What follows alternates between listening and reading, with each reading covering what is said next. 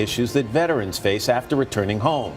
With a growing number of them suffering traumatic injuries and post-traumatic stress, President Bush has worked to support programs that ease the transition to civilian life. In his new book, Portraits of Courage, a Commander-in-Chief's tribute to America's warriors, President Bush uses his love of painting to honor the sacrifice and courage of America's military veterans. We're going to talk to some of them in a moment, but first, President Bush, it's always nice to have you here in the studio. Sir. Thanks for joining us. It's been a while. It has been a while, so let me get caught up on some things. Okay. You took office in 2001 after an extremely contentious election, controversial end to that. The Supreme Court decided it. The nation was incredibly divided. How would you compare the divisions we faced then to what we're living through right now? You know, it's hard to compare times. One thing, though, is for certain, the job's a tough job. Everybody looks at the presidency when they campaign one way, then they get in office and find out there's a reality to the job.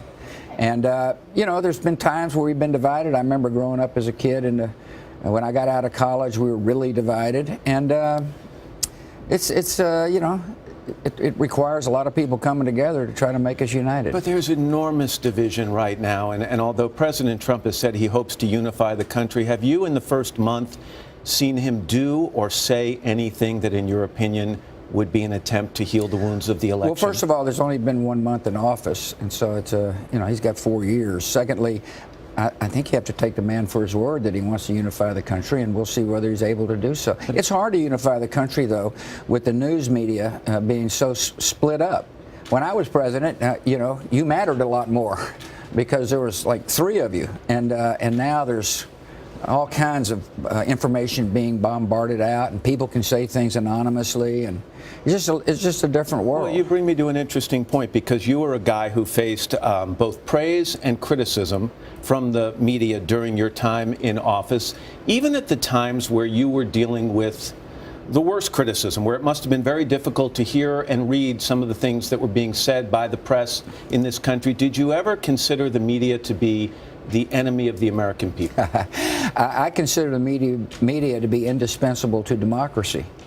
That we need an independent media to hold people like me to account. I mean, power can be very addictive, and it can be corrosive, and it's important for the media to call to account people who abuse their power, whether it be here or elsewhere.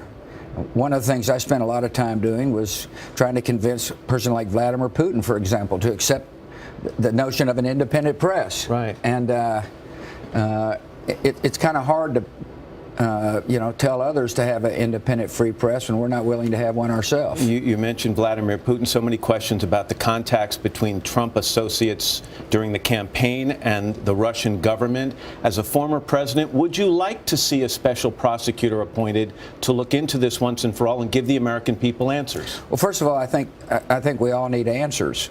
Whether or not the special prosecutor is the right way to go tonight, you're talking to the wrong guy. I have great faith in Richard Burr, for example. He's the head of the Senate Intelligence Committee. Really good guy and an independent thinker. And, you know, if he were to recommend a special prosecutor, then I'd be, you know, it'd have a lot more credibility with me. But I'm really, you know, I've never been a lawyer. You know, I'm not sure the right avenue to take. I am sure, though, that question needs to be answered.